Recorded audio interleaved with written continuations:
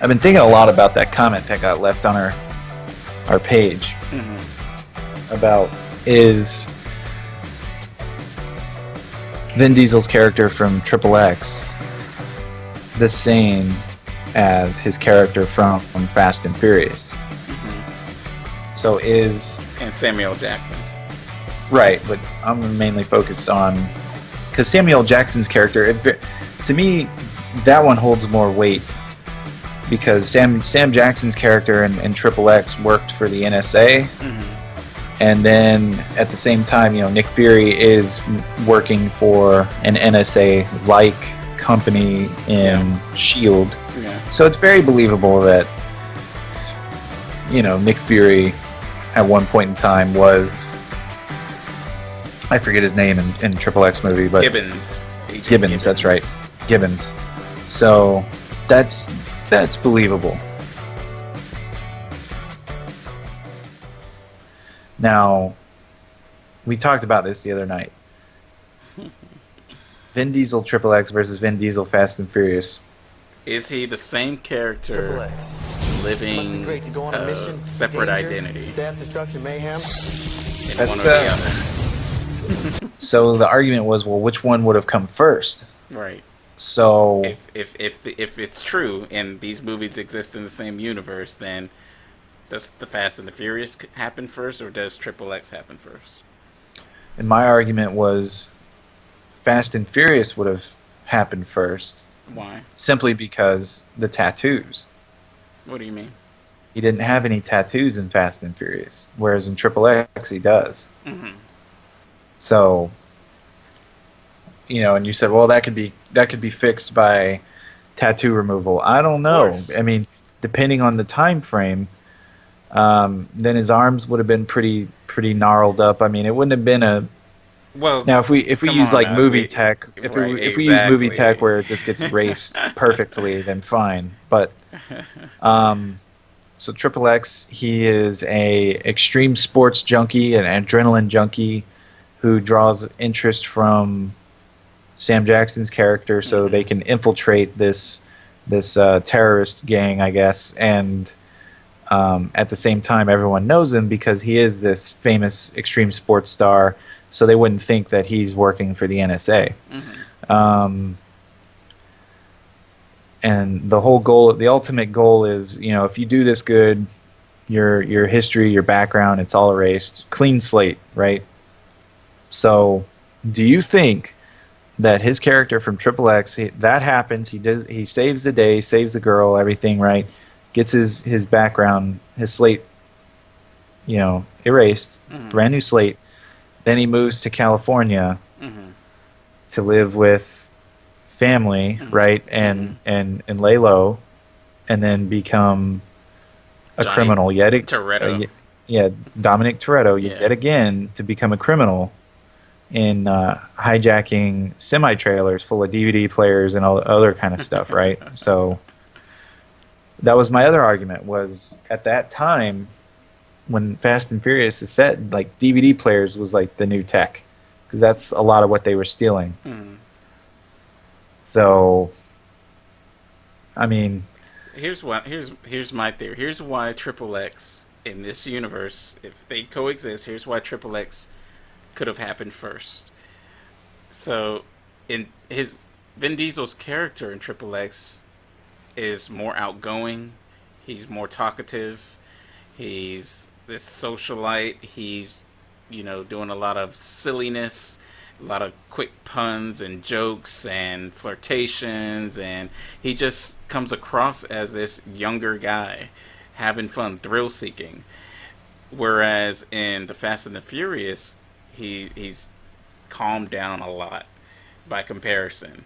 He's not, giving one-liners, and he lets everyone else have fun. Yeah, he just wants to be kind of left alone. He seems like this tired, older person that's been there, done that, got the T-shirt. He's looking for a way to just, He's looking for that one last job, to really and then he's set done. his life. And then he's done. Yeah, to retire.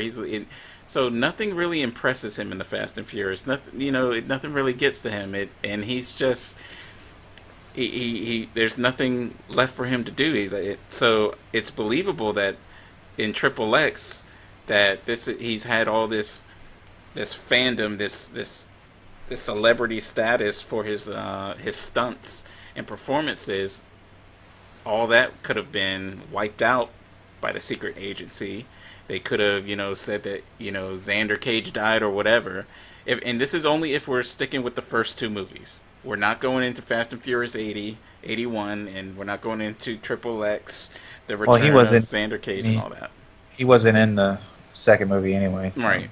But we're just sticking in the first two, you could say that, Triple X, he did his missions. Something maybe happened to the girl, maybe he lost her, whatever, and he got tired of it, finally walked away, got his tattoos removed, got his past erased, went back to his hometown or wherever and just tried to lay low because he is a part of this underworld, and Paul Walker shows up and ruins everything.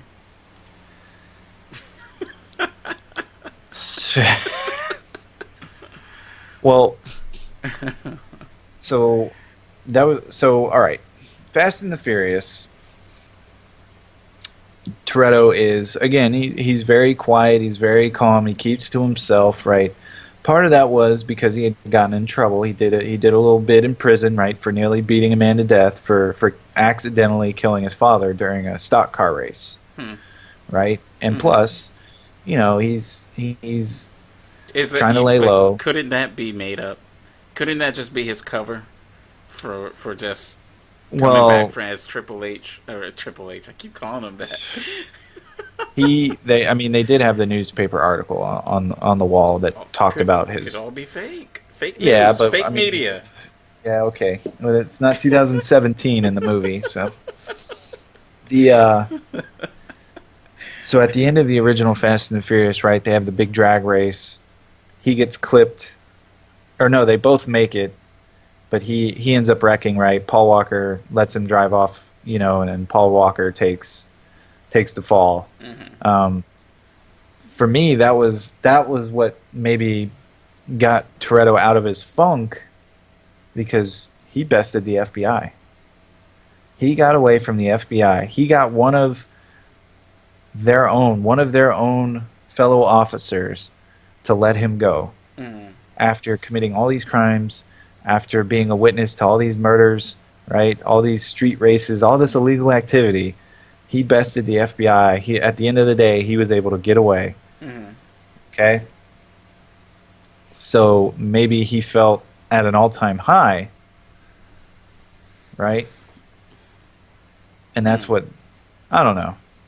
I think your theory makes more sense. Don't give up on yours now. No, I'm not. Well, I'm thinking from a professional sense too. Whereas if he was, he very well could have been working for the NSA. Right. Goes by an alternate name. I think that's interesting. The fact he's given a code name and this and that. I don't know why I know all that, but. That's an interesting theory. I think it wouldn't make sense for Triple X to have come first. He's living out all this, all this stuff, right? He's going to the concert. He's traveling all over the world doing these stunts. He's recognized as the best or one of the best, right?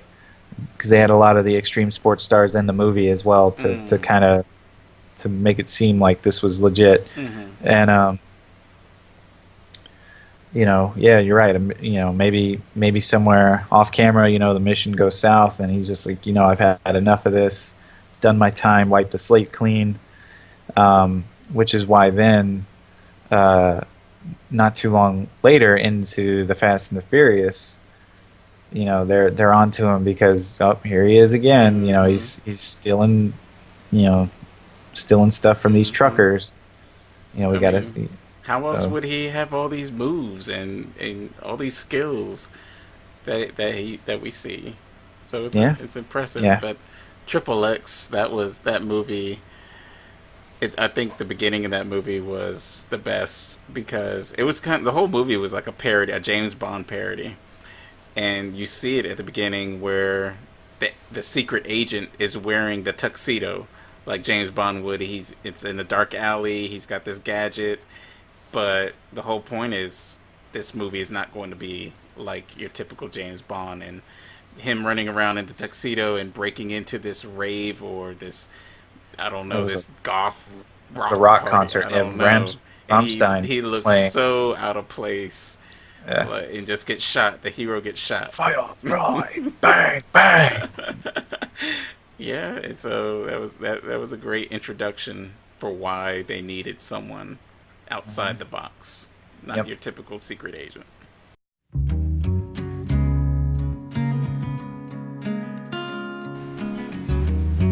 I don't like that look you have. Look. Say it. You got something to say. Say it.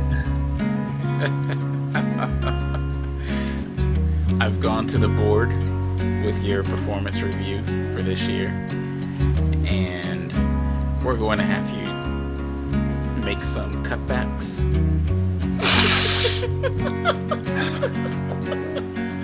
What do you mean?